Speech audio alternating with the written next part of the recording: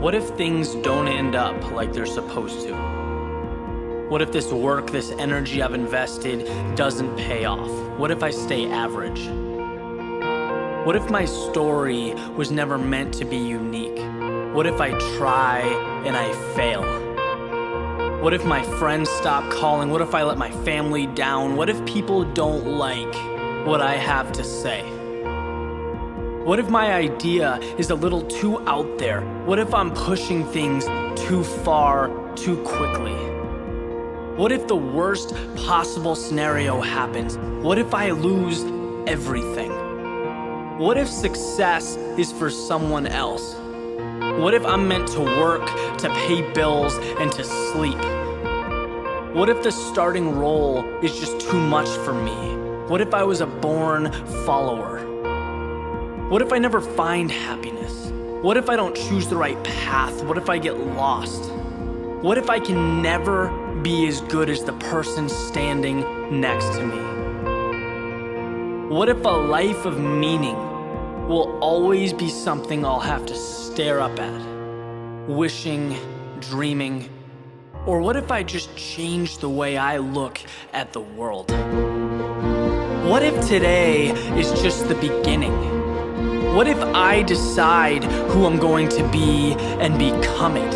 What if my actions can create a ripple effect that will transcend space and time? What if impossible isn't fact? What if it's opinion? And what if I don't buy it? What if this new world means that existence starts with me? What if I can be the one people look up to?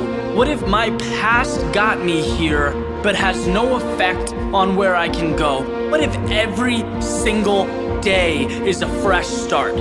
What if I can be the one who defies the odds? What if my dreams become the standard? What if my ideas change how people see reality? What if the term difficult is nothing more than a cop-out? What if my doubters ignite the flame that is my success? What if my fear of mediocrity overcomes my fear of the unknown? What if second place is no longer an option? What if I make the choice to live every second of my life like it's a miracle? And what if that's exactly what every second is? What if it's time to start living like it? To start thinking like it? To never sell myself short? What if nothing good happens until I believe it? What if I stopped wasting my time trying to convince others? Because I am the only one who must be convinced.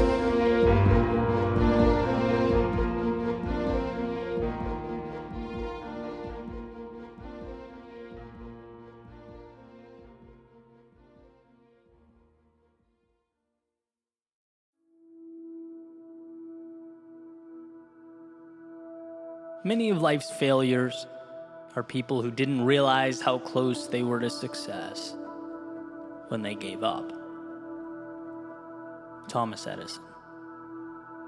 A quote I go to when I've lost my why, when my frustration over the lack of a particular result overshadows everything. I don't think we realize how transformative these moments are. When confronted by them, we're presented two options: give up or emerge better than we were.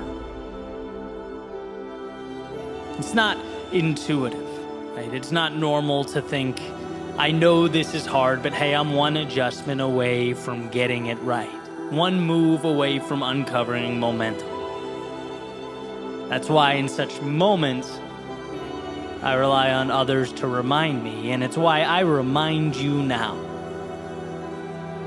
To reiterate how small a push is required to simply get things moving. To remind you that you do want this.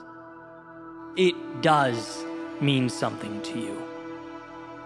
And you know what? These are the moments you'll look back on with a tear in your eye, a smile on your face, and you'll be grateful you pushed through these moments. The darkest of nights, the lowest of lows. When we're lost, we're stuck, unsure. They are the ones that matter, so shake it off. See the difference? The reason so many people turn around is because they don't know the secret I'm about to tell you. The very same secret those before have passed on to me. You don't need to do anything but not stop. And if that seems too obvious or cliche, let me explain to you that it's in going that we're forced to find solutions. We're forced to become more. It's incredibly hard to stop an object in motion.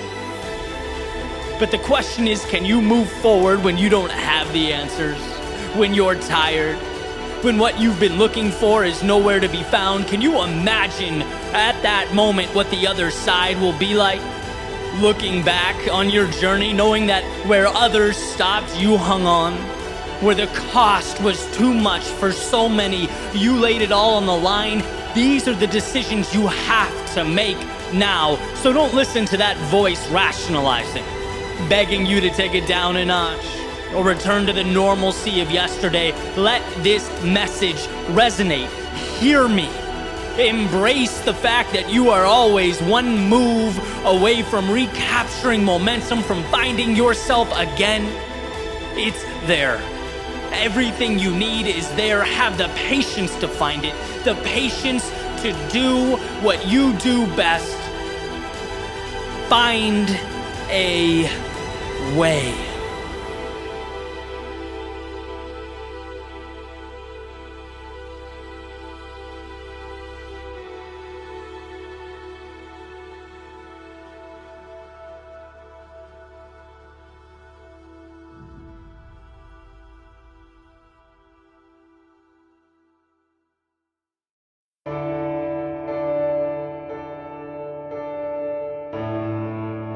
Dear younger me, there's a lot that you don't know. A lot you're pretty sure you understand, but couldn't possibly wrap your hands around. Because the most important things in life, the things that you'll remember, they're the very things that seem like footnotes in your story. Background noise, hidden in plain view. So younger me, hear me out, because time goes by quickly. And we only get one opportunity to do this dance, one chance to do this thing right. Younger me, when you wake up, be thankful for the shoes on your feet, the house you live in, the life you lead. Because if all you do is focus on what you don't have or the next milestone, happiness becomes a mirage. Younger me, the world as you know it isn't something that was destined to be. It's here because people no smarter than you had the courage to build it. Never be scared to challenge what is. This place will be better because of it. And younger me, it will always be easier to play it safe, to stay comfortable, but I want you to understand something. That's not where you'll find the good stuff. If you don't take chances, you'll spend your time wondering what could have been. Younger me, believe in your greatness. This world can be a tough place, and if you don't believe in yourself, no one will do it for you. No one will hand you the sky.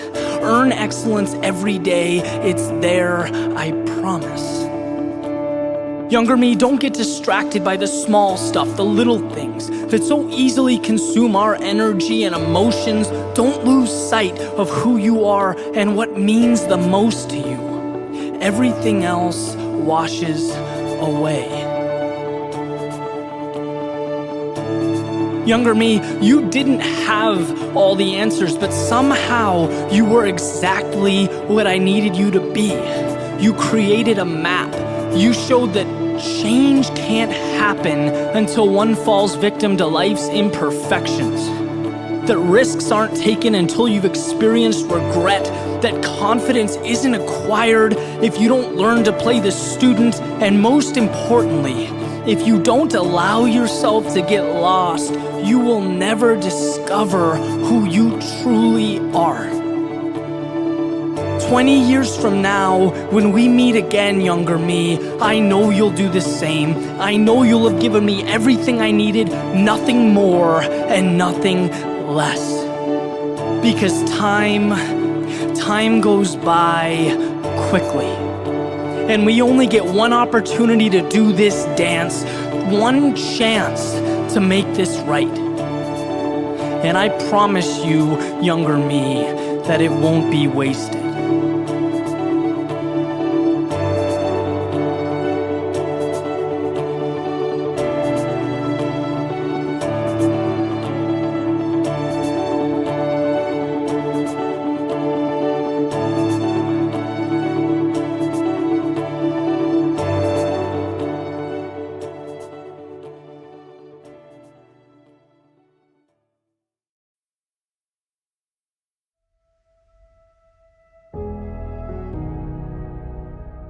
Nothing in life is as important as you think it is while you are thinking about it.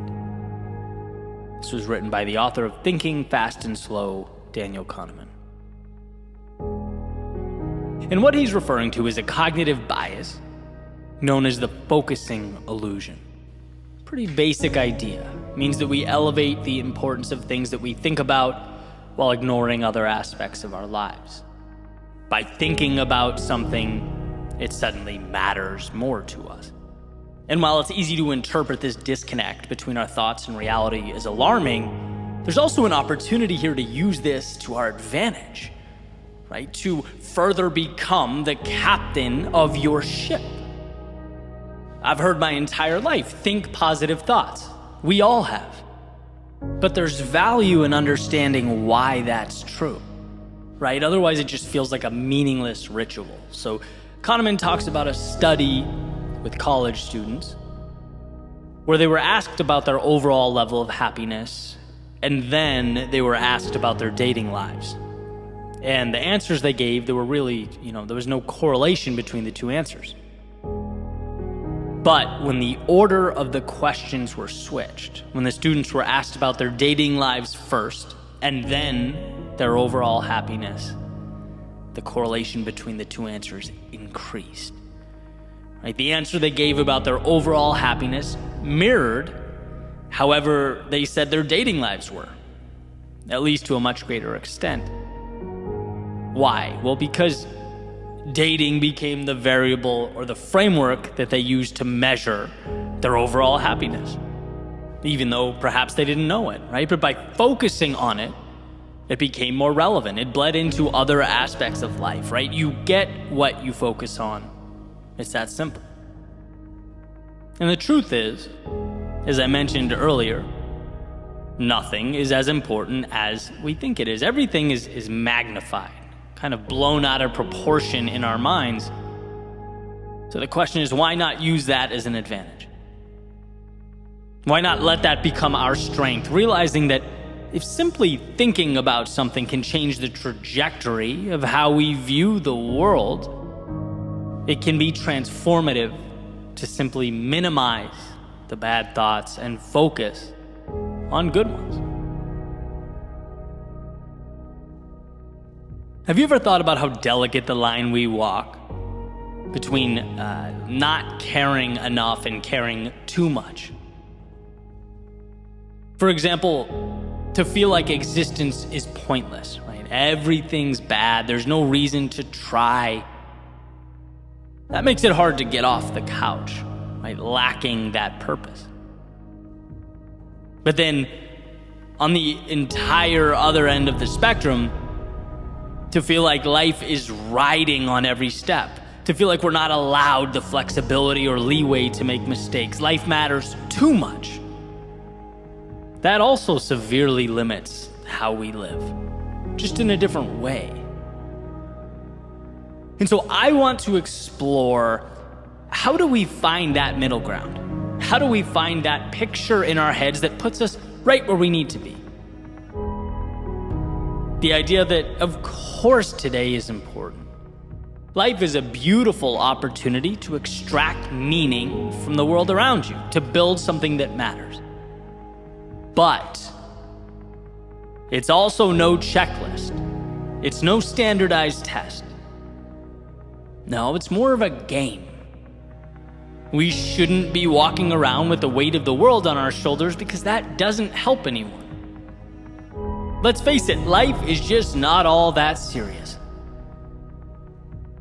As a good friend of mine, Steve, always says to me, we are sacks of meat on a rock floating through an infinite, ever-expanding universe, and nothing matters. I've heard him say that a million times, right? Let's go. Let's do it. Nothing matters. Let's make it happen. And I 100% get it. It's a check against the idea that the world will collapse if we screw up. That if we drop the ball, it's over. Kind of pointing to the fact that the only way to truly lose in life is to look back and realize we were too scared to live. And so in that context, absolutely, I'm on the nothing matters bandwagon. But here's the deal about this video or podcast episode, however you're consuming it. In a perfect world, it's a buffet, not a menu. It's an opportunity for you to think, to reflect, to pick and choose the pieces here that will help move you along. Because after all, we're all walking different paths. So how could one person present a one-size-fits-all solution to anything? No, the goal is to understand the framework by which we operate. To understand that the thoughts we think have a monumental impact on how we live. And so if you find yourself on the uninspired side of things, know that there's not a problem with you. You just haven't found a path that lights you up.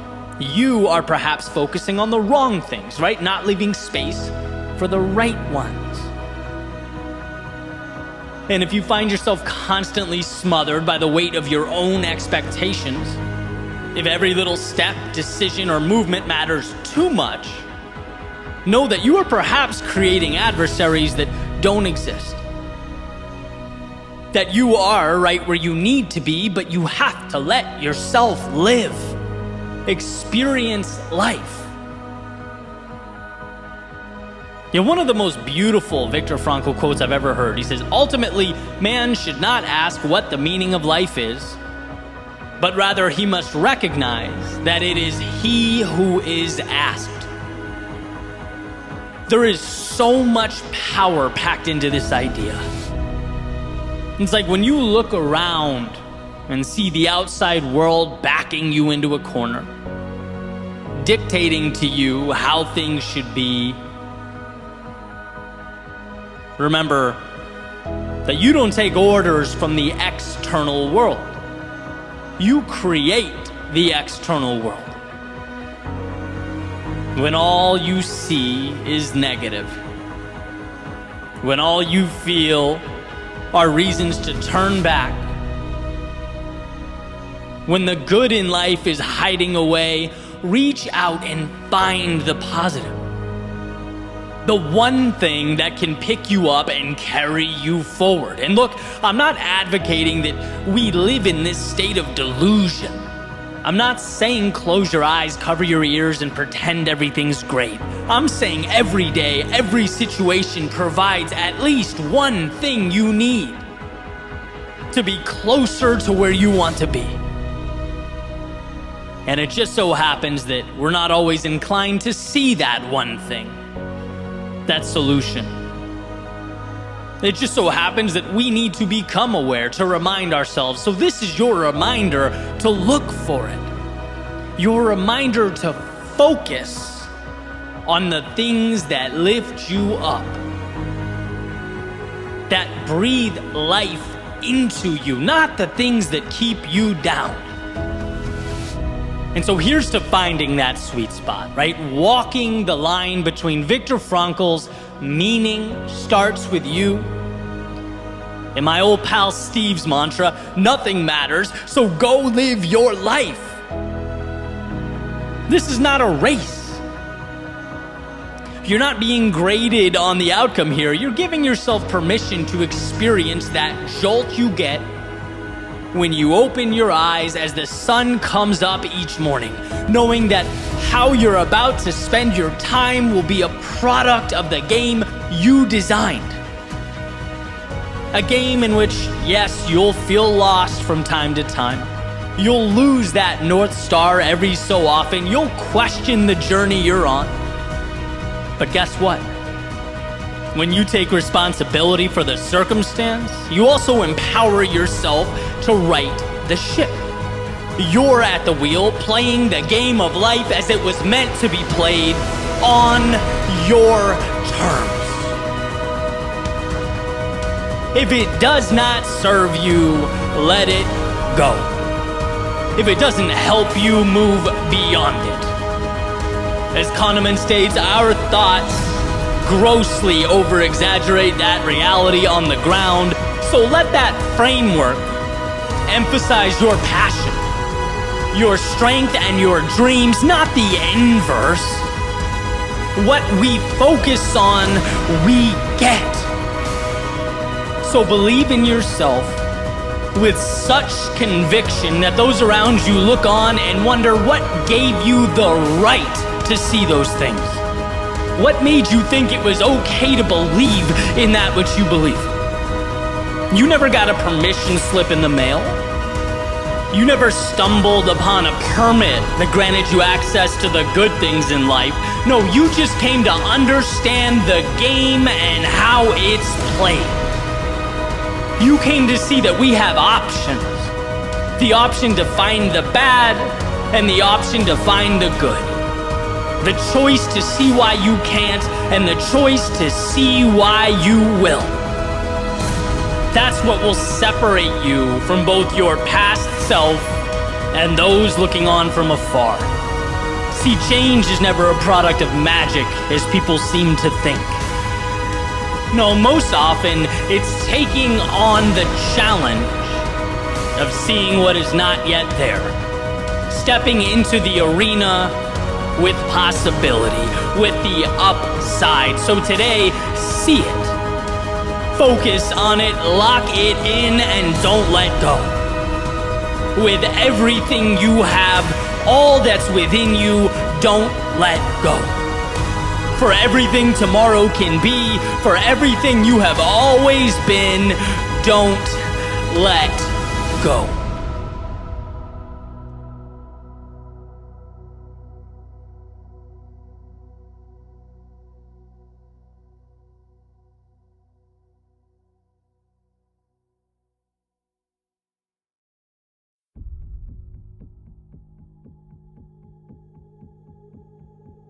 Our lives require failure,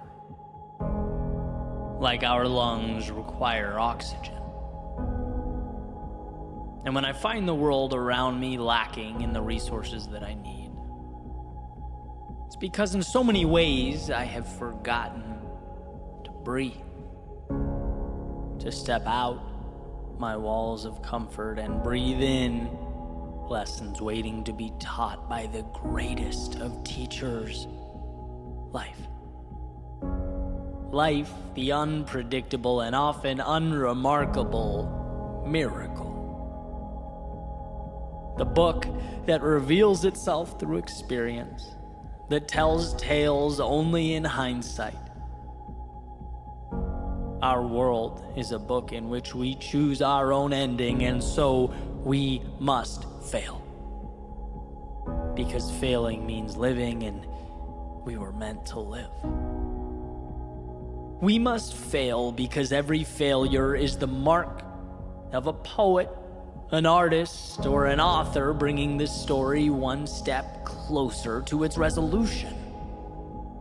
Continually walking up to a blank wall and making a mark. A single trivial mark. A mark that's misunderstood at best, but likely scoffed at, ridiculed. But each mark gives meaning to the one before it. These marks, they become chapters, become narrative shifts, become stories. Every failure you throw against this wall becomes part of a mural. It's an element of beauty before the work can even be deemed beautiful. Yet we continually misunderstand. When you hang your head in disappointment, when you see only the smudge of paint you threw against that wall, you are oblivious to the fact that you're making something meaningful. So here is my challenge to you. I dare you, in the midst of the Mona Lisa you are creating, to see it before it's done. I dare you to be strong enough to fail not just once, but over and over and over again. I dare you to keep your eyes focused, locked in on what's in front of you. When everyone you know hides their failures, when they scream of every little win for all the world to hear, I dare you to understand what they do not, to cherish your failures, to maintain trust in the unseen. And when all you want is to get there, I dare you to see your greatness before you arrive. I dare you to look in the mirror and see the hero inside you right now. I dare you to do that. I dare you to take your struggle and see amidst the pain your purpose that will lift you up when you've fallen and will carry you forward when you're lost. I dare you to see light when there appears only darkness, and when none presents itself, I dare you to light the spark, to be the answer you need. I dare you to stand up to the human tendency to embrace security over adventure and predictability over growth. I dare you to walk into the darkness of night, knowing that today's unknown becomes tomorrow's foundation. And when it hurts, like truly hurts, when you look around and can't remember why you began or what's pulling you forward, I dare you to close your eyes and imagine looking back and thanking yourself for taking this path. Every low is a courageous step towards transformation, and if you've forgotten that, I hope this reminds you why it all matters. I hope you remember why this mark, the one you're making right now, is part of the masterpiece you've been longing for. It's taking you exactly where you need to be.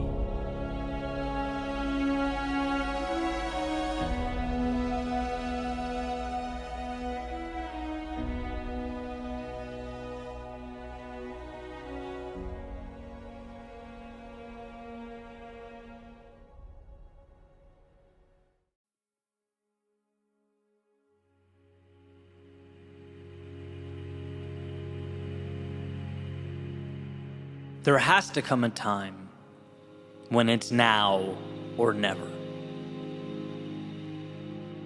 where you look at your reflection and realize that the cost of waiting is far more expensive than the cost of stepping out into the vast unknown. In every journey, that's when life effectively starts. But here's why this is so tricky. What's caught me off guard so many times in my life, it's the many shapes that waiting takes. See, waiting is not always sitting there and doing nothing, not at all. Sometimes waiting is just the bare minimum. It's moving forward so slightly and so slowly that you can essentially trick yourself into thinking that you're progressing, into thinking you're making it happen.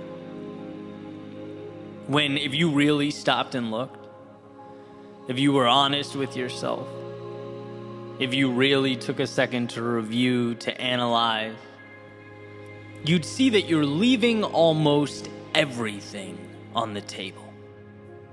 You're not creating progress, you're dancing with the idea of progress. Sometimes waiting can mean just going fast enough to not have to look at the fear you're hiding behind. That's reality, right? I think it's a very normal thing, but I also think life is too short for normalcy. I think we can do better than normal. And I believe with all my heart and soul that the world has for us the spectacular. Sitting there on the top shelf, waiting for those who can acquire the self-belief and the awareness to reach out and grab it. And how crazy a thought to realize that we could have been sitting next to the very thing we've needed for days, months, years, but never taught ourselves to extend our hands and reach. When I look back, the most important moments in my life were not tangible acquisition. And see the flashy things that try and capture our attention, right? The money, the condos, even social media growth, business growth, whatever it is you're working towards. Like, those things are wonderful. They are benchmarks that hopefully align with your North Star, but they are not the difference makers. Not at all, right? They were the byproduct of what really mattered. They weren't the moments that moved the needle. My greatest moments were mental shifts, cognitive transformations. That's why I do this for a living. I see how much can change when we step back and look at life just a little differently. It was my realizing that I was demanding too little of myself. That the world won't see greatness in me until I see it in me. That shift that pushed me to demand more of myself, seek bigger challenges, value my work to a greater extent, charge more for my services. And that mental shift is what made some of those externalities possible. It's realizing that if you want it, more is on the table. That yesterday doesn't define you. That it's never too late to begin again. That everything you need, you have, right? These are the ideas that truly change lives. They make the difference. And if we don't become aware of these things, we leave them in the rear view. We walk right by them. In other words, the most important moments of my life were when someone or something shook me and effectively said, hey, look around you. If this is what you want, fine, enjoy, right? But for your information, there is more out there. And if you step up just a little, if you do just a little more, if you pivot and come at this thing a little bit differently, you will further that reach. You'll create another ripple effect that will transform your life. But we must stop and look around.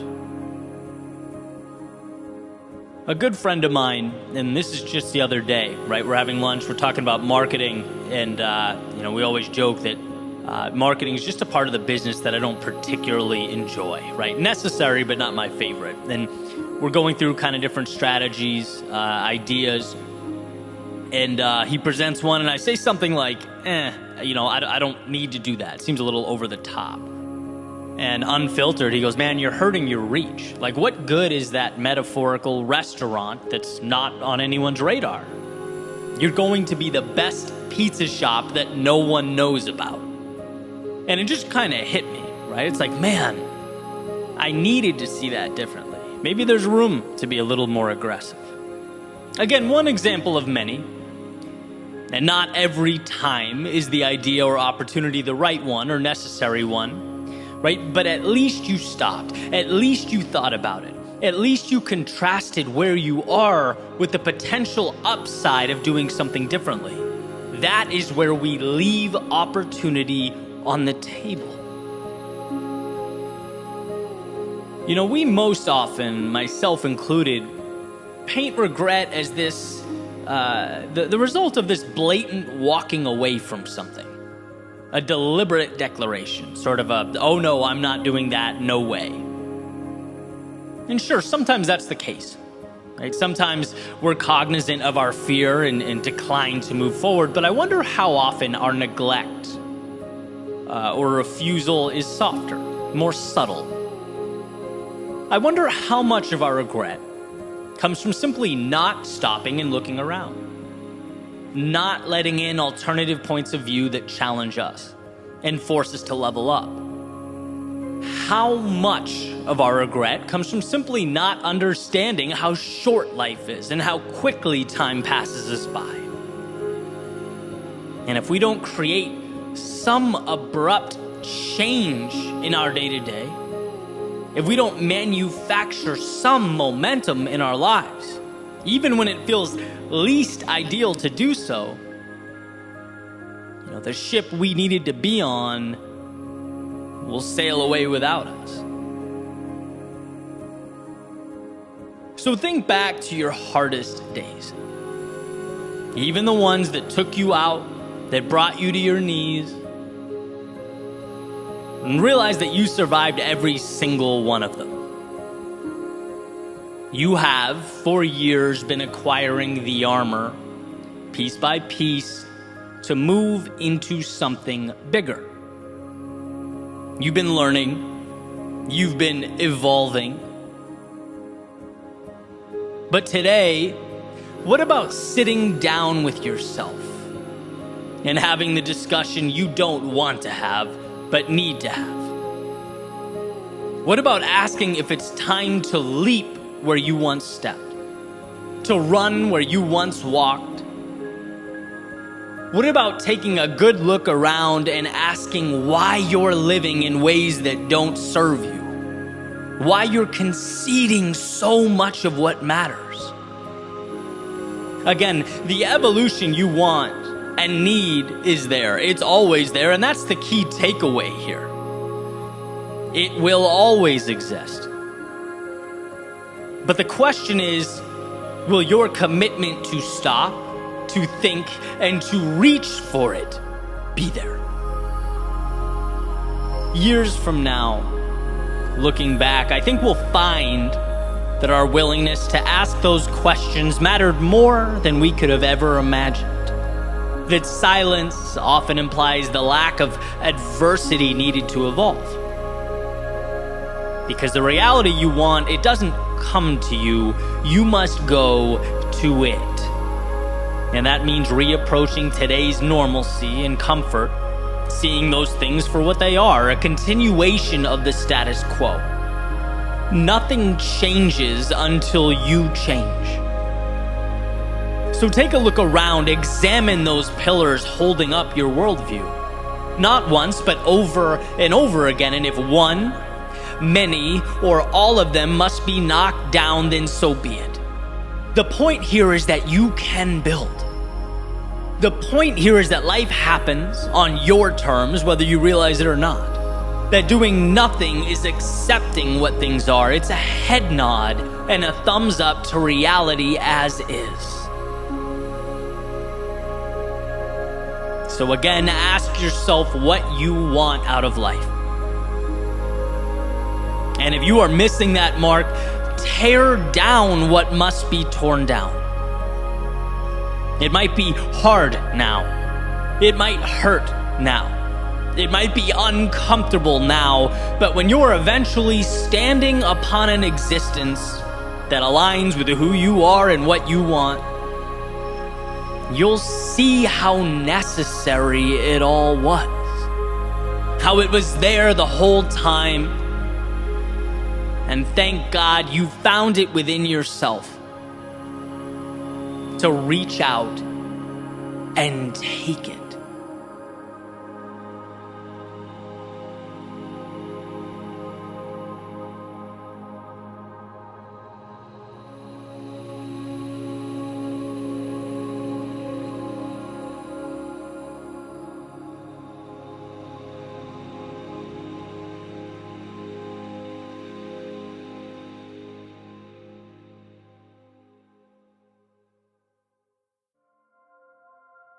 The miracle isn't that I finished.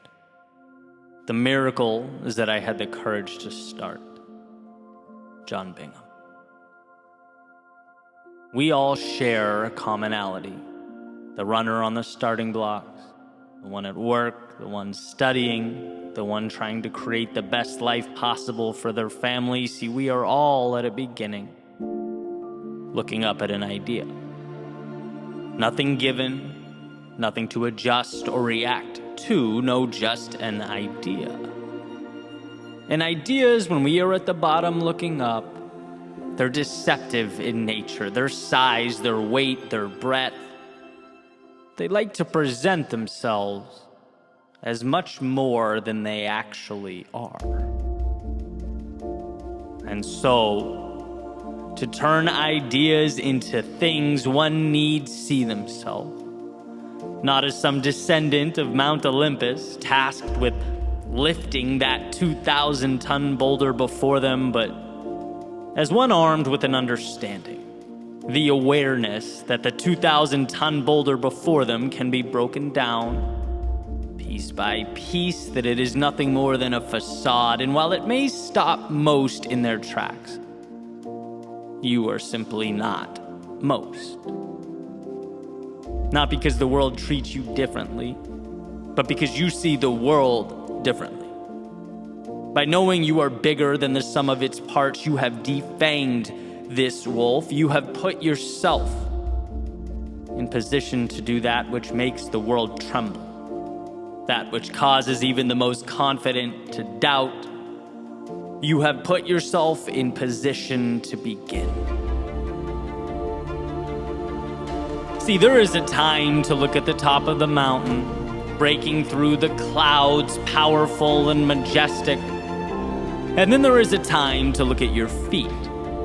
And right now is the latter. You're not concerned with the big things. No, not right now. Your job is to move forward into this haze, to not see but adapt, to not know but trust.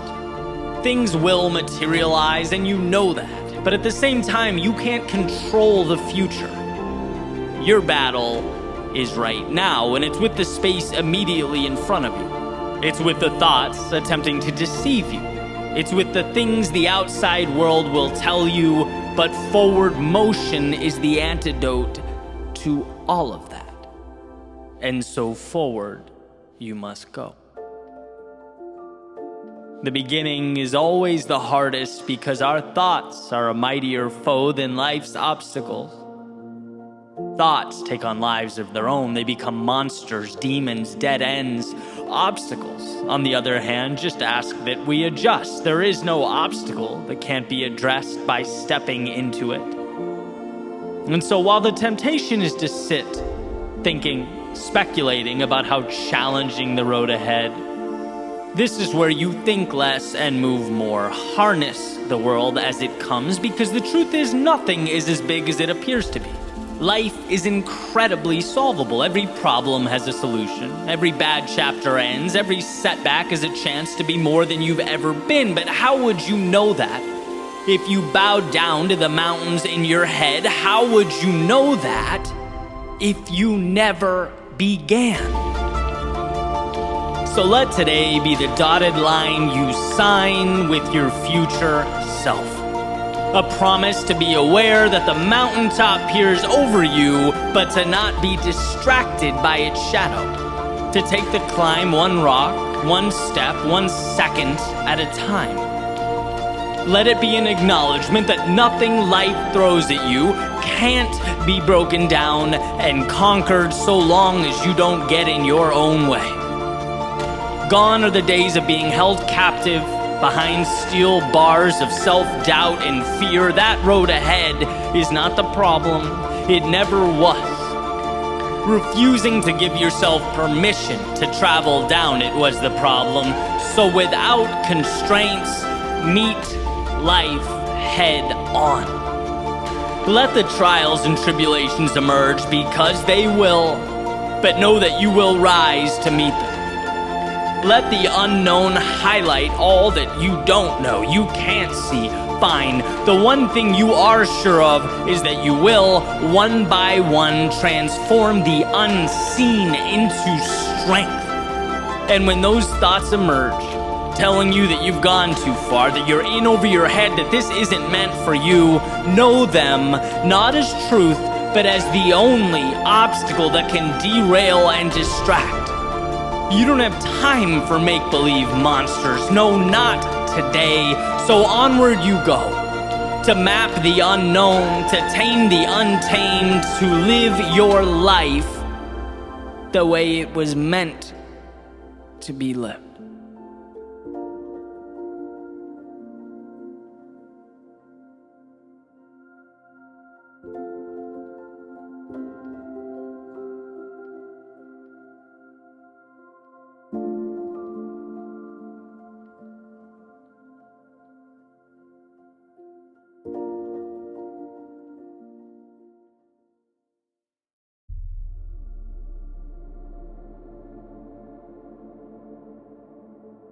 That morning, as I looked out the window, I could feel my increased heart rate. A sense of both excitement and anxiety that you can only really understand if you've lived it. I was worried about what people might think, what I might lose, what life might have in store for me. Because that was all I knew to focus on. I'd programmed myself to do one thing: worry. And when your one thing is worrying, it's inevitable that you see life through a lens of scarcity. Your setting is on maintain, meaning you protect the little you have as opposed to seeking more. You play defense to keep the world out as opposed to the offense required to bring the world in so that it may be reshaped. That morning, cold, wet, gray, I was numb. But deep down, completely oblivious to me, there was a little fire burning. Too small to recognize. A spark of courage in its infancy. See, at that moment, if someone asked me, can you even be scared and courageous at the same time? I would have said those two words do not go together, right? We're talking night and day, fire and water, black and white. But time's job is to reveal, and it has shown that there is no courage without fear. There is no fire, no matter how bright or powerful, that doesn't by default bring about those mysterious shapes dancing in the shadows. If you want fire, great. But you must learn to dance with what hides in the periphery. You must learn to go where your impulse begs you not to. And so that morning, I went to dance with my demons. What if the one thing holding you back in your life was you? And look, I know the world is a complex, multivariable, unfair, sometimes even cryptic place. I've never said anything to the contrary. But what humans do so well, sometimes for good and sometimes to our detriment, is see life through stories, ideas. Whether you know it or not, you are playing by a set of rules. Right now, as you take this in, you have defined a set of parameters and deemed them acceptable. Decided they are what you deserve. You've allowed for yourself a certain level of growth, a certain amount of happiness, a certain amount of time to do what you love, a certain expectation around the role of work in your life, a certain window of income you've identified as reasonable.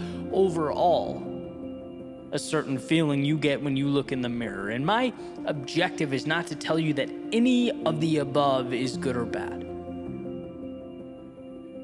It's to remind you that they are all stories. Our current state is not etched in stone. It's clumsily drawn on a dry erase board. Clumsily, because how could we know everything, right? We learn along the way. In a dry erase board, because there's never a moment in time in which you cannot begin again. Think about that. Never. Good, bad, or in between, there is never a situation from which you can't emerge as something different, from which you can't choose to take a different path. Change the narrative around you, your relationships, your job, your goals. But like the elephant tied to the chair with the rope, one must learn that it is not the chair holding them back, but their perception, their understanding of a supposed role in life. So as I drove away that morning, I wasn't leaving a physical place, but a mental constraint. Turning my back on a manufactured idea about who I was and what life would allow. Not in a snap, no, not all at once, but an adventure that would begin pulling back the curtains one by one on all that I'd walked right by. See, the first step to getting more is understanding you've been accepting less. That is where new roads present themselves, and it is that new road that I want for you. That understanding that so much will be given to those with the courage to ask. So as you stand now, examine what you've been asking of life. My hunch is that perhaps it's not enough. Perhaps there's more. Perhaps a new chapter is waiting to begin, and right now is when that first page gets turned. Joseph Campbell says that the cave you fear holds the treasure you seek. Why? Because to face the dancing shadows is to gain power over them. It shows our mind that reality is far less scary than our perception of reality. That no chain or lock or wall can be more debilitating than the mental constraints we create by ourselves in our heads. It shows that the man guarding the door can just as easily be the one who unlocks it. And so what better a time than now to turn that key, to step out and confront what was once nothing more than a vast emptiness. Jump into the cold water of opportunity that shocks us at first, creates pins and needles and discomfort, but ultimately provides a chance to acclimate to and navigate a foreign world. You just need to jump, and not a mountain, but a foot. Enough to start earning that confidence, creating that self-trust, believing in yourself, so drive away. To the understanding that there is always another level if you want it. To the belief that nothing is outside the realm of possibility, those boundaries can be redrawn. To the idea that no one tells you who you are or what you're capable of. The world doesn't give orders, it reacts to who you decide to be. To the awareness that possible victories always outweigh in magnitude the possible defeats. To the realization that who you were yesterday is in no way related to who you can be tomorrow. All chapters end and you decide when that happens. Everything else belongs in the rear view. Success is knowing this. It's believing it, holding on when others would let go. Be reassured by the incremental nature of what's ahead. Zero miracles, just the courage to begin. Just push the ball down the hill. Give life a chance to help you create momentum. No more thinking, worrying, procrastinating, just go. It's incredible how fast things change when we grant ourselves that freedom, when we see all of the world is open to us. But will you open your mind to that opportunity? I've said this before and I'll say it again, nothing is sure in life, but you are guaranteed to lose if you don't go. It's to let falsehoods and debilitating stories guide your way. So stop letting these narratives tell you who you are and create reality with your feet. Why? Because you can, because you were meant for more, and because more starts now.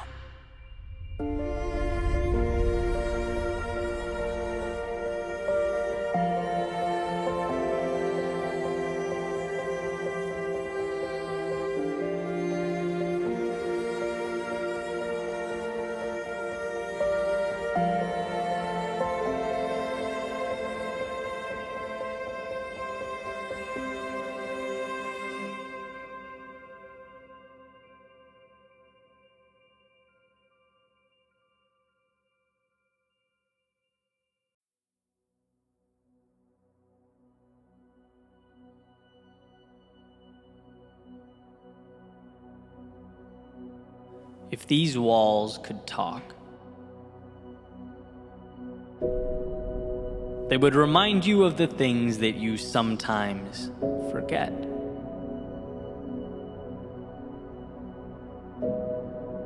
Yeah, those elusive things you tend to walk right by. It's not that you've chosen to ignore them, it's that, well, people are complex. And we have a tendency to skip over some important things as we remain fixated on our problems, our perceived inadequacies, that finicky negativity bias.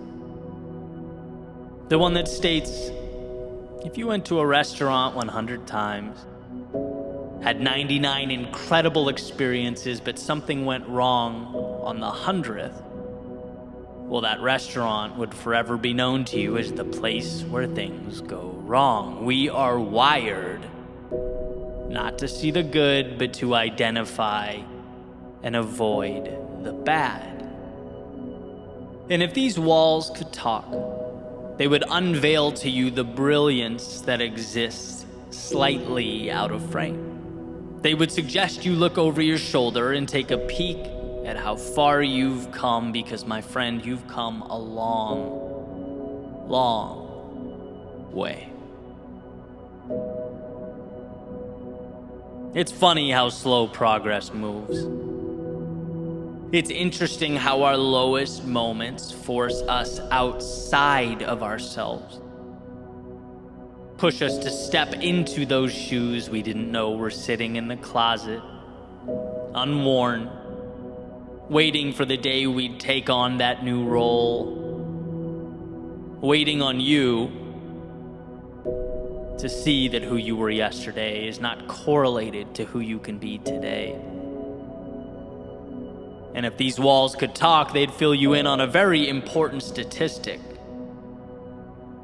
They'd tell you that you've stood face to face with some of the biggest curveballs life can throw. You took on struggle and hardship that rocked you to your core, and as you stand here now, your success rate through all that comes in at, well, 100%. You are literally undefeated in your ability to move through adversity, and every time you did, whether you knew it or not, you walked into that closet and put on a new pair of shoes. You became something new. Sometimes progress is so slow that it feels like pain and it looks like stagnation, but it is anything but. And if these walls could talk, they would remind you of that truth. They would beg you to see what you've become, who you are. If these walls could talk, they would remind you of life's ever-changing, transformative nature. All the times they witnessed you upset about people and things coming and going, as you tried to hold on to that which perhaps no longer served you, wishing you could make permanent those things that were just meant to be transitory, shooting stars across the sky of your life. But something doesn't need to be forever to be meaningful. And thank God, because nothing is forever. And as we make our way into that vast unknown, we have a choice. We can live in the shadow of a particular moment in time, or we can cherish the value that those moments offered to us. They gave you just enough to take a new step forward, and sometimes a new step in that direction that's calling you is the difference between nothing and everything. So if these walls could talk, they would tell you to keep your head up and be thankful for those shooting stars in your life, for they made you who you are. And the path forward would be impossible without them.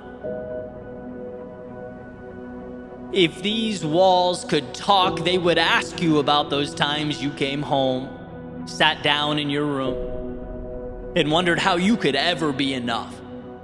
They'd call attention to that seemingly non-stop battle with imposter syndrome. They'd ask when you will feel like you've learned, seen, or traveled enough to gain some semblance of authority in your own life. They'd wonder when you'll give yourself permission to be that. You've come so far, endured so much. You're not the same person you were a year ago. Now, if you could just stretch a little further, if you could just extend a little higher, if you could see all the new shoes you've worn and the shooting stars you've collected along the way, you would know that you are designed to overcome. External pressures, obligations, criticism, none of it matters. This is between you and yourself, and if these walls could talk, they would ask you when you'll see what they see. The brilliance, the magnitude of your potential. When will you be you? Marcus Aurelius wrote, "Remember how long you've been putting this off, how many extensions the gods gave you and you didn't use them. There is a limit to the time assigned to you, and if you don't use it to free yourself, it will be gone and never return."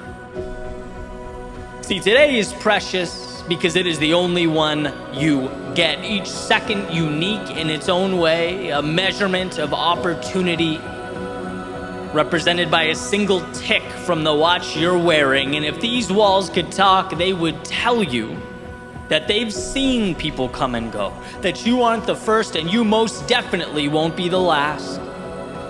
And every single soul that stepped inside wished they'd found that courage a little sooner. Wished they'd looked back a little earlier. Wished they'd found the inspiration amidst the chaos and turbulence of their day-to-day lives. And if these walls could talk, they'd hope that maybe this would be it for you, the next step in your evolution. And what's most incredible is that you get there not by becoming something you've not yet become. No, in this moment, it's about noticing who you already are. Instead of the one mistake or reason to shrink into yourself, how about shining a light on those 99 reasons to expand? When it hurts, know that it's hurt worse and you've persevered. When you experience loss, know that it's not about what's gone, but what you now have and will keep with you forever. And most importantly, know that you can always step into a new pair of shoes.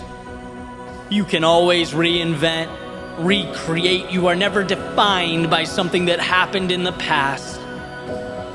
The wake of the boat does not drive the boat. And so with this in mind, chart your course to new horizons. Understand that the map you need has nothing to do with externalities, but rather the solutions that already exist within you. So take a second and peer back over your shoulder. Look at that you in the past standing at the bank of a river, hoping, praying for help, a lift, for some technology to get you across. Knowing as you stand here now that you have traversed oceans. Look, the context changes, and yes, it will always change, but your ability to endure, it does only one thing: it multiplies. You have everything you need because you couldn't have gotten to this point without accumulating the knowledge and expertise to take one step forward. And miracles, they are merely the culmination of those courageous steps. And yes, when we are stuck, when we're at that coastline looking out at foreign horizons, I get that the answers seem big, sometimes even bigger than we are. I get that the mind wanders right to the potential disasters, to the what ifs and the worst case. But if these walls could talk, they would let you know that you've come this far, endured and accomplished all this, not because you've left mountains or jumped oceans, but because when you were at your worst, you found it within yourself to carry on the exponential compounding of what has made you great and what will continue to make you great. Look, if these walls could talk, they'd show you how the difficulties of years past have become stepping stones. So commonplace, so easily solvable that they no longer even warrant your attention. That by moving forward, you have faced your obstacles, taken the value from them, and made them obsolete. If these walls could talk, they'd remind you that you are not only ready, but made for everything that awaits.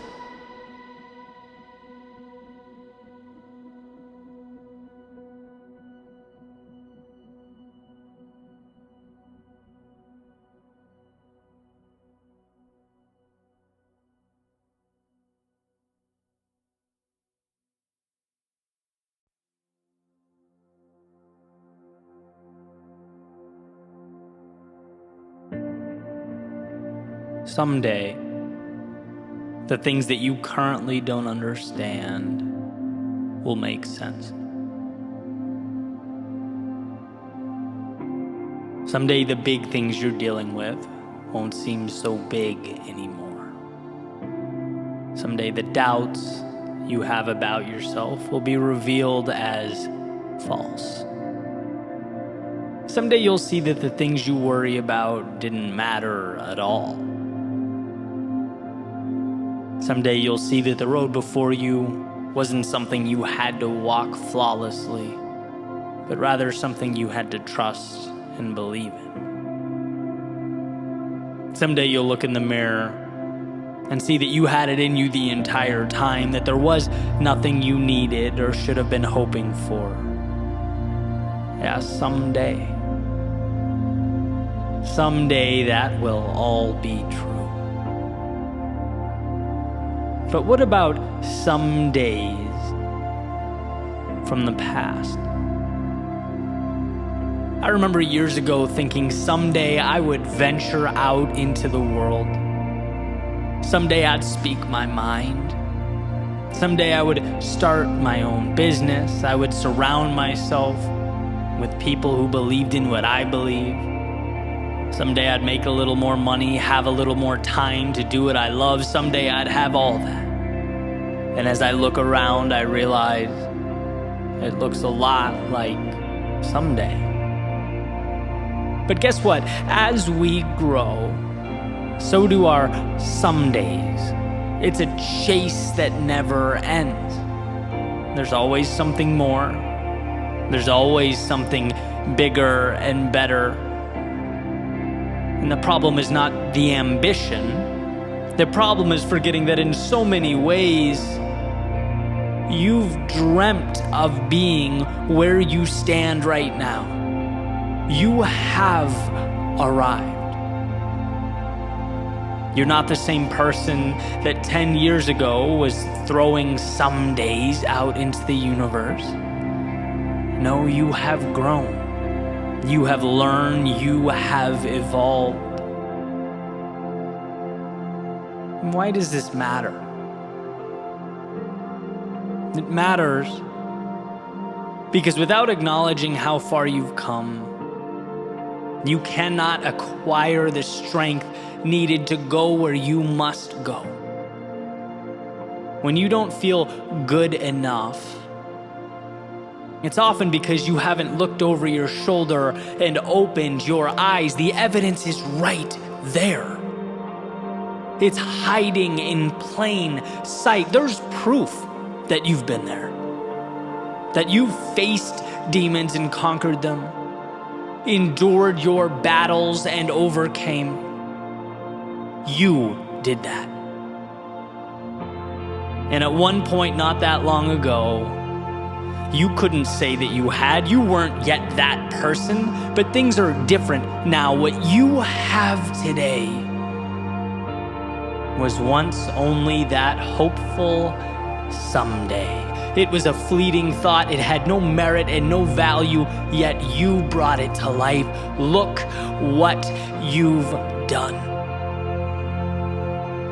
Understand how far you've come, how you ran when you could, you walked when it was possible, you crawled when you had to, and continued on to arrive at a someday that is right now. You, my friend, are a maker of things unseen, an architect of tomorrows and some days. So don't you dare, don't you ever entertain the delusion that this gift suddenly stops now. Suddenly the burden is too much.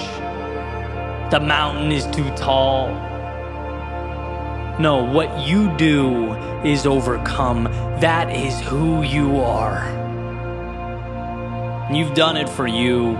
You've done it for the ones you love, and in some cases, the ones who didn't even understand, but you kept going.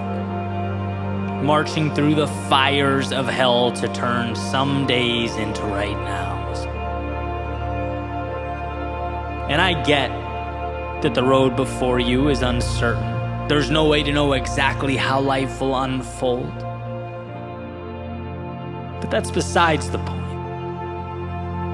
A bird can't predict every gust of wind it's going to encounter. It spreads its wings, takes off, and adapts because it can, because it always has, because that's what it does. I'm not advocating that you should have all the answers. No, I'm suggesting that you trust yourself to find them. To move forward into the haze that surrounds you, to make sense of the seemingly illogical, bring about reality from the make-believe. Someday, you will have what you're aiming for. But here's to never letting a today go by without realizing that you are always living out a someday from your past. You are always arriving and leaving simultaneously. the accomplished and the student, crossing a finish line and on the starting block with another race around the corner, another chance to stretch your legs and reach for the heavens. If you ever forget that, I ask that you find it within yourself to look over your shoulder, to remember what you once asked for, and to appreciate the journey that you have undertaken. You did that. Now onward you go. You have more some days to bring to life.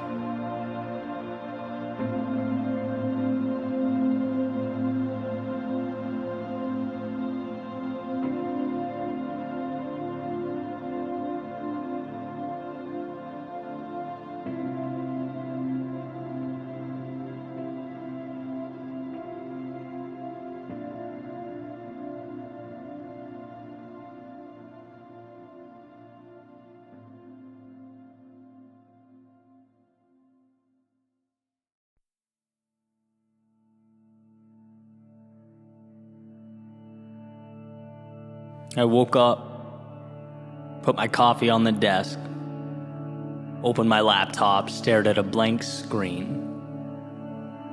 and a little button popped up in the top right corner. Check for updates. Nope. Ask me again later. Why? Why not now? I don't know. I don't necessarily care about the improvements. I guess it's just inconvenient. It can wait. And that's kind of it. Let's face it, the laptop doesn't matter. The update in this scenario is not important. But bear with me, because I think what it stands for, and when you apply it to the big picture, does matter. Our proclivity to take less because less is convenient.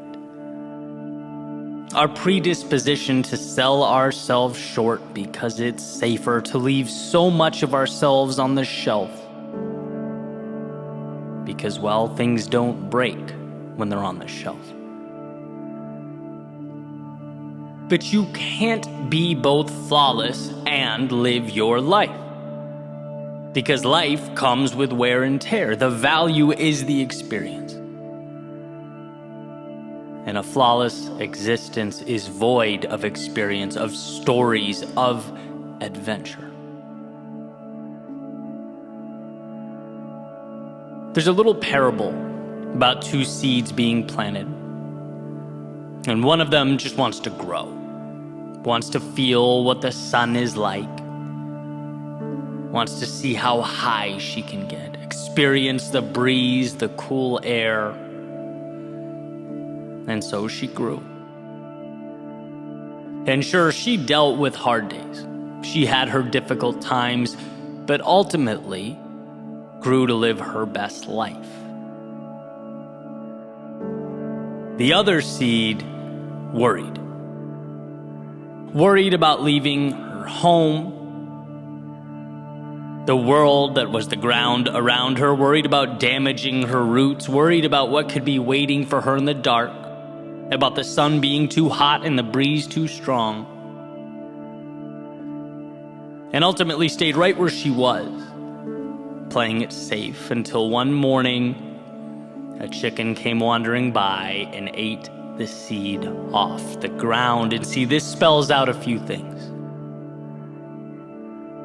One, we can, at any moment, decide to step into that next level, evolve into that next chapter.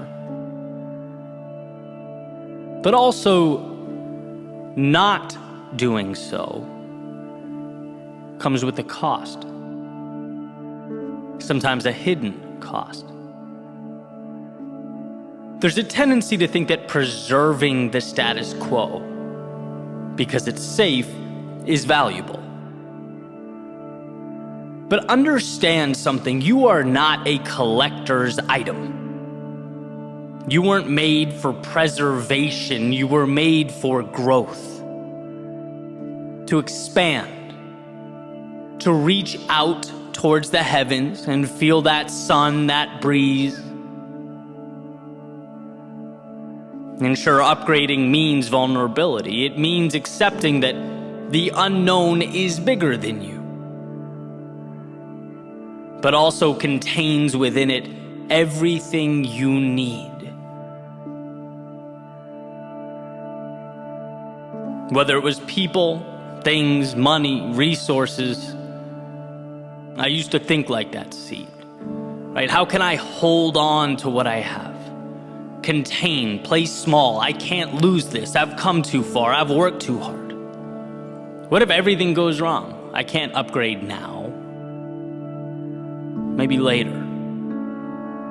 Maybe someday when the time is right. When it won't hurt or require that I step outside of this little world I've created. But guess what?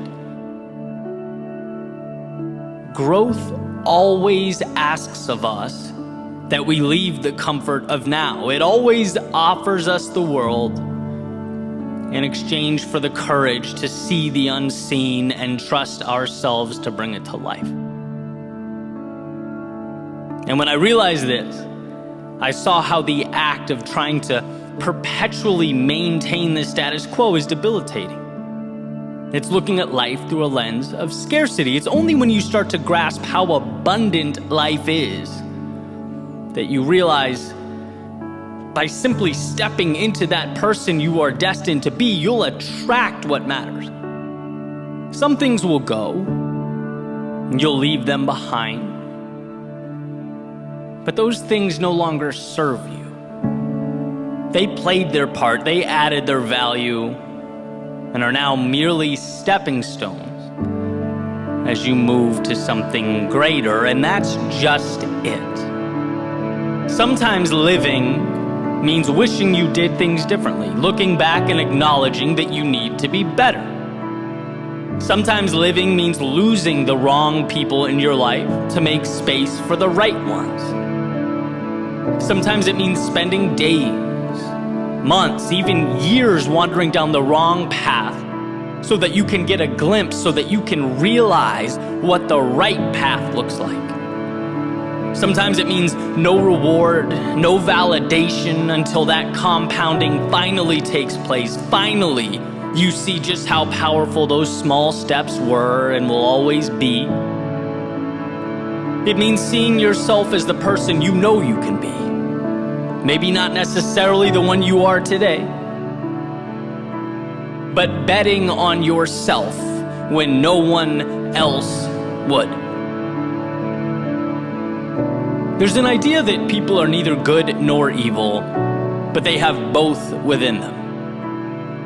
They choose through their day-to-day action how they'll live, who they'll be. And sure, this is a tad oversimplified, but I think the duality is useful, right? Because in a different context, for everything that occurs in your life, you can find a reason to celebrate or a reason to grieve, a reason to grow or a reason to hide. It all comes down to what one chooses to see, how they choose to look at the world.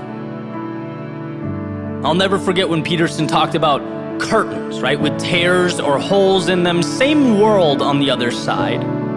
But the opening that you choose to look through paints an entirely different picture, right? Contributes to an entirely different understanding.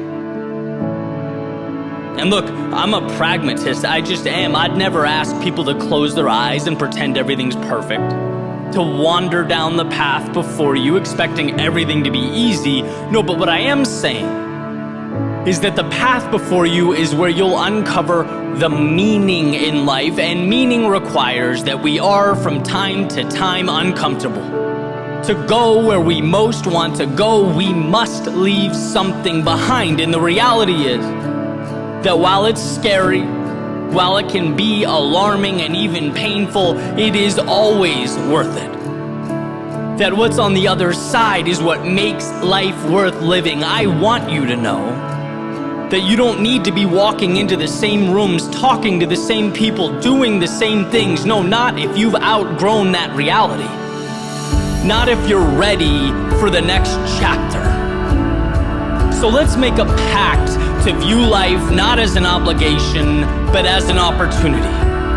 Something challenging but beautiful, mysterious but plentiful. Let's view the challenges along the way not as something going wrong or some kind of alarm, but rather an indication that you are doing something right, that you're stepping into the controlled chaos of your day-to-day, finding the courage to meet new people, try new things, take risks, evolve. This is what life is about. And if you can find it within yourself to see it that way, to be grateful for the discomfort that makes its way in and out of our lives, you'll know that you are evolving, reaching towards that sky. Because the danger, as far as I'm concerned, is never what happens along the way. It's what doesn't happen, because we never let ourselves accept what the world had to offer. And so on that note, I think today is the perfect day to upgrade.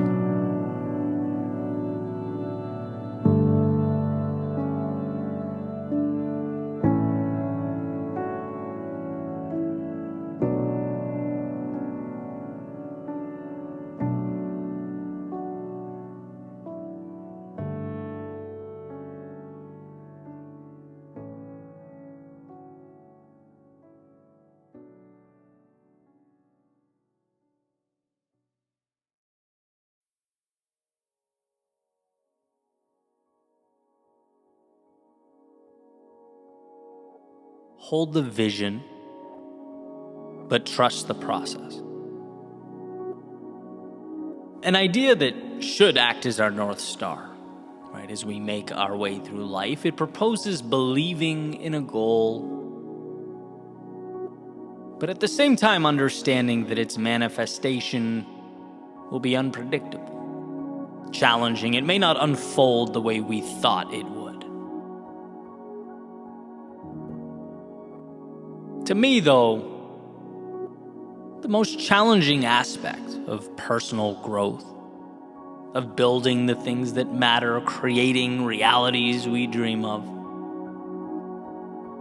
it's the mandatory dance we must do with time. The patience that's woven into the equation, it's the empty spaces that we tend to use for manufacturing doubt and disbelief when life has given us nothing to react to. It's like we create monsters in our heads.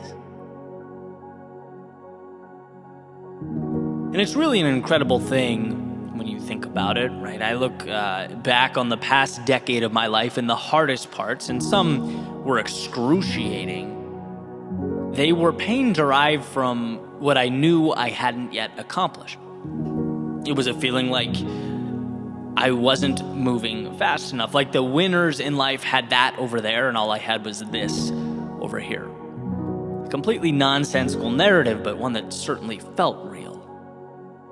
Discomfort from the delta or the gap between what I wanted and what I had. A feeling that would randomly dip in and out of my conscious mind as I sort of chipped away at my goals day in and day out. And I started to wonder, how can I better position myself to grow, to maintain that ambition, but also to do it with less anxiety, right? As I stated a few seconds ago, hold that vision, but perhaps improve my trust and relationship with the process. My ability to immerse myself in various pursuits without dwelling on the fact that I hadn't yet arrived. Because look, I know this game. We all know this game. There's always going to be another finish line to cross. That's a great thing, but can also, when we're not looking at it correctly, be to our detriment. There are always higher numbers to achieve. Again, incredible opportunity, but with the wrong perspective, dangerous. If you can't find a way to appreciate the now while you climb, you will be forever lost. There will always be a hole that's never filled. I think we need to be better about supporting ourselves along this journey. No one can be there for me like I can, and I think that's true for everyone. We need to be our greatest allies. So I brought this question up, as I tend to do, with a few of my friends, right, with different perspectives. They look at the world a little differently. And basically asked, how can we get out of our own way? Is there a lane to both be tenacious in our pursuit of evolution, to continue doing the things that excite and challenge us, while also being a little easier on ourselves, trusting that dance we do with time as the process unfolds? And so I present this question to one of my friends sitting across from me at the table, and he thinks about it. He says, Eddie, well, that's what's gotten you where you are. That feeling like there's always more. It's the reason for the success you've had and the success you'll have in the future. It's what will push you. It's why you will succeed. People that accomplish things are never satisfied. Jordan was never satisfied. He was never happy. And in that context, greatness and happiness are not compatible. And I took it in. I certainly appreciated the perspective, right? In many ways, I think he's right. Sort of reminded me of the idea behind Tim Grover's book, Relentless, that it's an obsession that must take place. It doesn't leave room for much else, right? Incredibly valuable to understand, if anything, just to see, just to grasp what it means to achieve in a world of obstacles. But truthfully, I wasn't entirely satisfied, right? How can we better visualize the process so that we're more powerful allies to ourselves? That's what I wanted to understand. And a short time later, I'm at the kitchen table, kind of going over some analytics for social media, like YouTube channel, podcasts, stuff like that. And my father, who happened to fly in from Boston, he's at the kitchen table with me. We're having some coffee, and I made a comment about the trajectory of the numbers.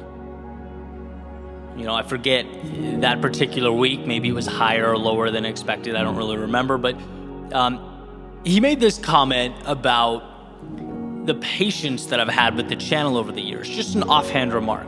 He said, the numbers are like the S&P 500, right? The stock market. There are days when it drops, there are days when it rises, but over the long haul, it's steadily pointed up and it continues to point up. And I found that so interesting. I harp on the small things a lot on this channel, the little breakthroughs that pave the way for larger transformation, ideas that change the way we look at things, which ultimately change the way we act, which change the results we get, and this happened to be one of them. It hit me just right. What is perhaps the most important piece in the famous book, The Intelligent Investor? What is the idea that made Buffett a billionaire? It's that you invest in things you believe in and you remove the emotion. You hold the dips. Right? When the stock market takes a hit and everyone's panicking and acting emotionally and selling, you don't sell.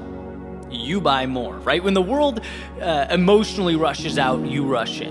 And when the world emotionally rushes in, you step out. Well, in life, there will be days when your metaphorical stock drops. At least you feel like it does. Right? Those YouTube numbers, perhaps numbers in the old bank account, maybe fitness goals fall flat. Maybe you're just not seeing a return on investment.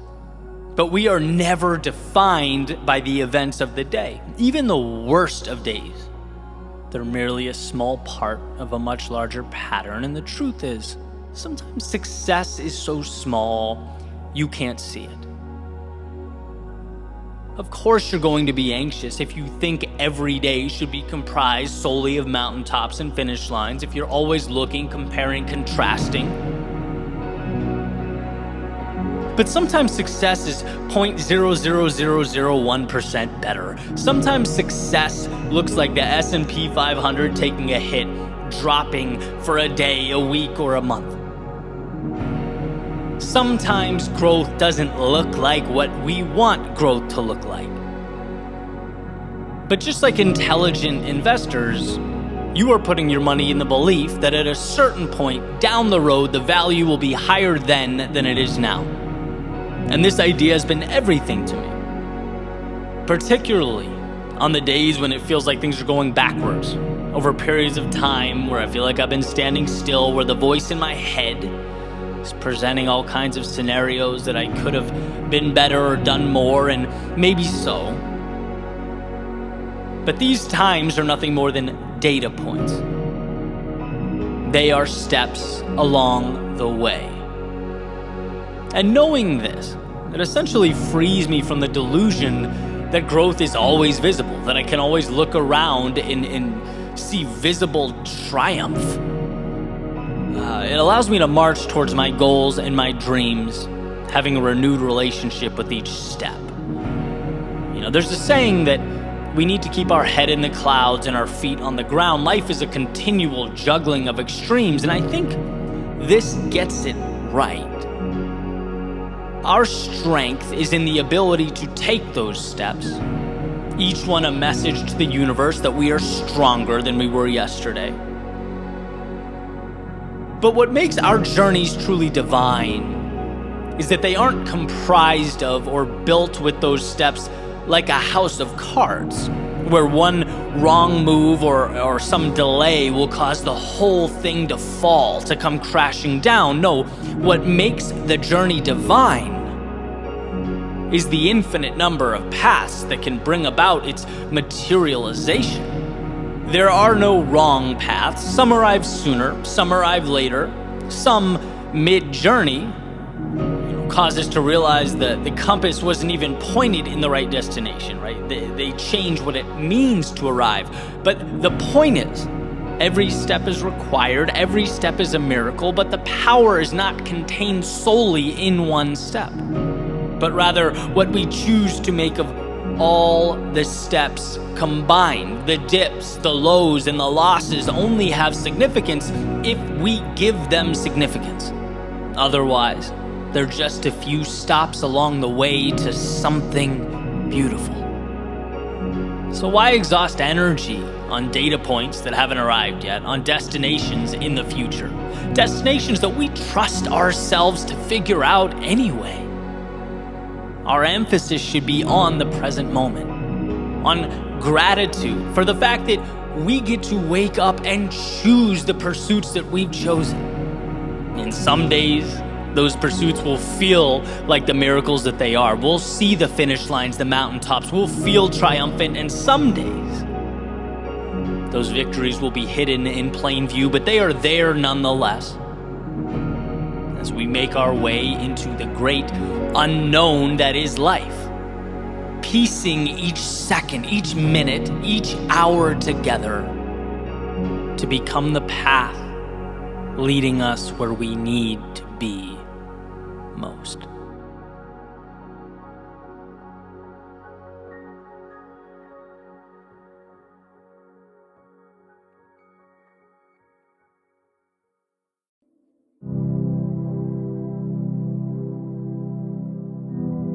I was running over the weekend, middle of the day, right under that smoldering South Florida sun. I was doing about a 3.7 mile stretch, which is one of 6 or 7 legs I was doing for the ultra marathon that day, against the clock, fighting the heat, starting to really suffer, which is the perfect environment for the thoughts that we don't want to let in. It's where we engineer compromise, create excuses. And I've been running all morning. So as I got more and more tired, my mind inevitably started looking for a way out, rationalizing, slowing down. And I think everyone's been there, right, in one way or another. And after wrestling with this for about a mile, I came to a realization. I'm doing too much. Not physically, but mentally. Building cognitive enemies, creating complexity. See, when you're uncomfortable, when you're in pain, things become incredibly convoluted. They seem chaotic. Lack of clarity, at least for me, it creates anxiety. But that light bulb moment was, during that leg, running to Key West at 12 p.m. with miles to go and questions unanswered. that there's nothing complex about the situation, no mystery to resolve or riddle to figure out. In fact, on paper, this is one of the easiest things I have ever done. Why? Well, because all I have to do is not stop. That's it. Do nothing. Keep this pace, one foot in front of the other. That's my only task. No rabbits out of hats. I don't need to create the unthinkable. No, there in that moment, all I had to do was not stop. And that meant really that the heat didn't matter, that the distance didn't matter, that the world didn't matter. Those are details far too complex for me right now. In that moment, they're way above my pay grade. I'd boiled the objective down into the simplest of tasks, embarking upon the easiest thing I'd ever done, simply moving forward.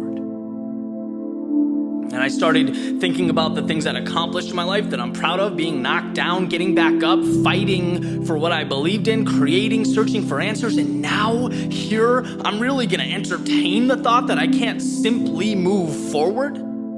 I'm gonna be upset that this pace doesn't feel like lying in a bed of feathers. No, I like simple. I love simple. Simple equals clarity, equals progress, equals happiness. Who cares what's around the corner? Because knowing that won't mitigate the next 10 steps I have to take. And eventually, that's exactly what I did. I started counting my steps in groups of 10 because that was really all that mattered. And like all things, before you know it, you look up and the storm is past. And I got to the end where my teammates waited with water and cold towels, and I got there without abandoning my one mission.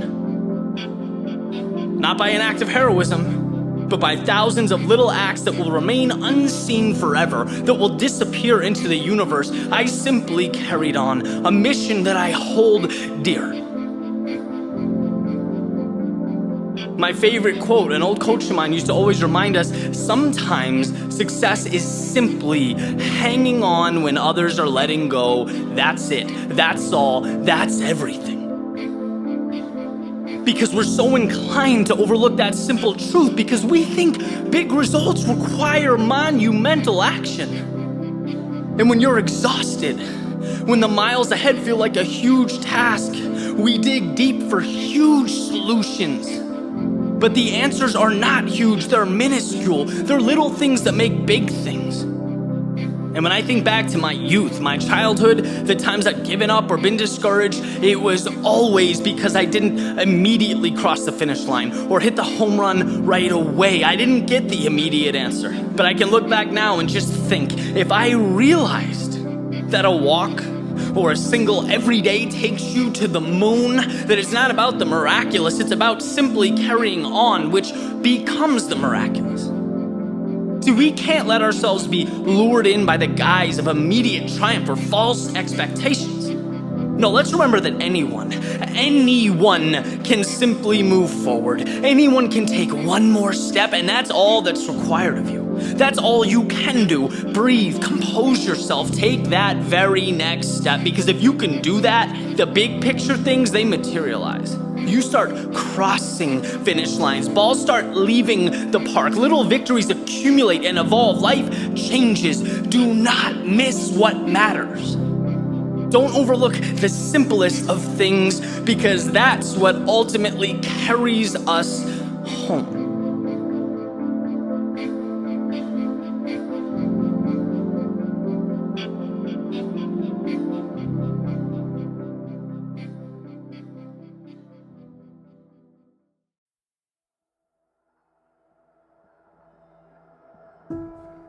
So much of life comes down to control.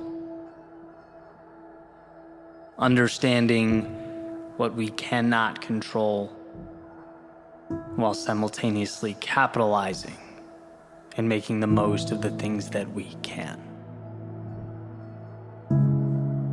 A constant awareness that's critical to our evolution. Epictetus wrote, "We must be at once cautious and courageous. Courageous in what does not depend upon choice, and cautious in what does." And this idea has been shared many, many times in many ways over the centuries. Another of which a lot of folks have heard as the serenity prayer, right? God, grant me the serenity to accept the things I cannot change, the courage to change the things I can, and the wisdom to know the difference.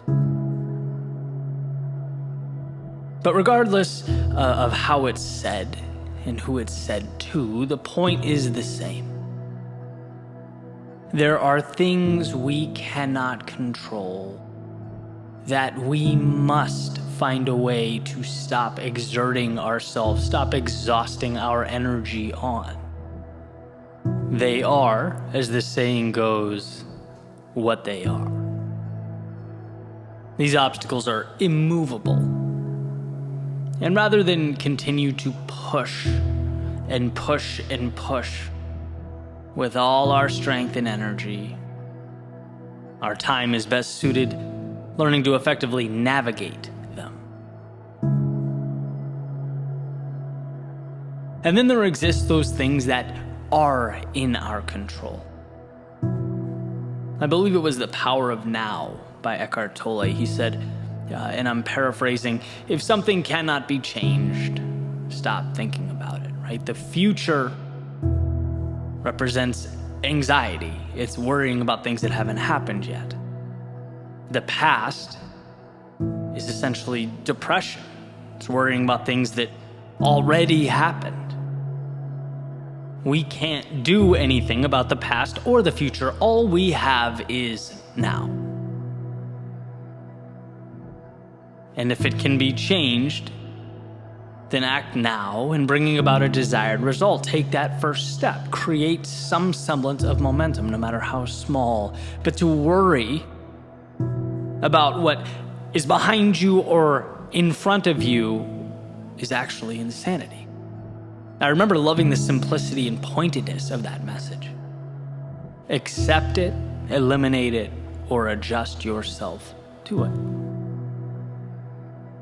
Sometimes it helps when I think about things in metaphors, and I tend to do it often. This morning I was drinking coconut water, right, of all things, and I was thinking, man, it'd be nice, those little pieces of coconut that float around in there. I was like, it'd be great if they were not in there, right? So I had this idea, just grab a strainer, pour it through the strainer into the glass.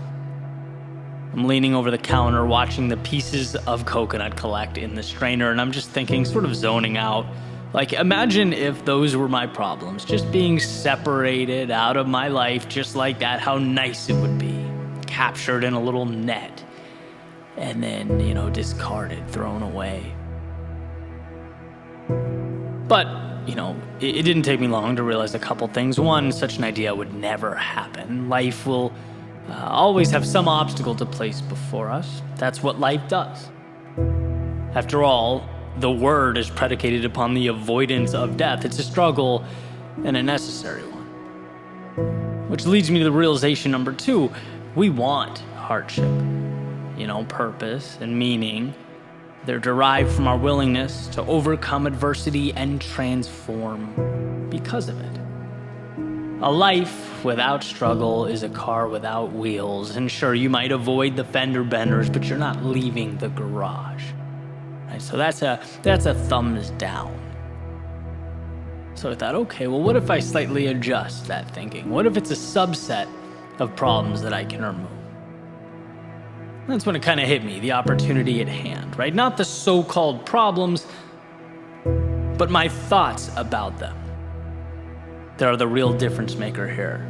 The negative storytelling that can be removed, pushed through the strainer. Again, not novel or groundbreaking. Like I said a few minutes ago, this idea has been around for thousands of years, but sometimes things land perfectly. Right moment, right time. And I knew what I needed to do was remove the worries and concerns pertaining to the events that I could not change. Yet I exhaust my energy dancing around and around with my thoughts about them. You cannot change the future. You can change right now, which ultimately becomes the future. And there's a difference. I had to, pull that back in. See, I think most of our problems are derived from anger or emotional attachment to the immovable, the unchangeable. One of my favorite sayings is, you can't change the direction of the wind, but you can always adjust your sails. And see, when you remove the self-tormenting you have going on about your past, things you wish you did or didn't do, when you remove the concern that the future won't be exactly what you want it to be, which tends to be where I lean of the two, you're left with one thing: the present, right? Clarity. You have officially empowered yourself because the things you allocate your energy to can be changed, can be made better or adjusted. And that's really what it's all about. You can't change the fact that someone you loved or cared about let you down. But when you dwell on it, you're now giving up the present as well. You're preventing yourself from doing what is required of you now to make your life better. You can't control the fact that your company's reducing its size and your department is being eliminated. Can't control the fact that 8% get accepted to whatever you're applying to. Can't control the fact that you will be criticized for doing the unpopular thing, the thing that you believe to be right. And I say these things not to be a downer. I actually don't think there's anything sad about this. To the contrary. Right now that you've accepted these truths, accepted this as reality, now you can move toward what's best for you. No more dwelling on the unchangeable. No more fighting unwinnable wars. No, it's time to go put yourself in position to conquer whatever mountain is next. By straining out the things that cannot be changed, you are left only with what can. You can't change your company's personnel reduction, but you can find something else, something better out there. You can set the stage for a new journey. You can't increase the acceptance rate, but you can increase your value. Go above and beyond. Put yourself in position to succeed. And if you don't, they're lost. Continue learning, continue growing, continue moving forward. You can't stop the world's criticism, but you can learn to toughen up emotionally, learn to trust your intuition and decision making. Surround yourself with people you trust who lift you up. See, when you stop wasting time and energy on the wrong things, you get the right things. Like Greg McKeown says in Essentialism, it's not what we can acquire, but often what we cut away. Removing the things that weigh us down, that we're dragging along with us everywhere we go. They don't need to be there. I say to myself often that I have everything I need. It's there. Some of it's materialized. Some of it exists as a seed that I need to identify and water and nurture, but it's all right here. Which means the problem will never be that I'm incapable. It will never be that I'm not good enough. No, when I'm in the wrong, it's because I've forgotten to see it. I've either become consumed with the wrong things or lost faith in myself to do the right things. And knowing this has been a gift. It's been tremendous. It's helped me even during the darkest moments to reacquire what matters most. Sometimes it takes hours, sometimes days, even weeks or longer, but I get there. Eventually I arrive, and so can you. You have the ability to parse out why you feel the way you do, to categorize the thoughts in your head. Can I change it? No? Okay, gone. And with all that's left begins the journey, the good stuff. The adversity and the problems that will make you who you are. And don't misunderstand me. I'm not saying it will be easy, but I'm saying it will be worth it. And that's critical to understand. Your world is there to maneuver and adjust, to reshape, but its transformation depends on a laser-like focus on that which is malleable. That's saying, do what you can where you are with what you have. It will lead you to exactly where you need to be. Even if you don't trust the road before you, trust yourself to walk down it.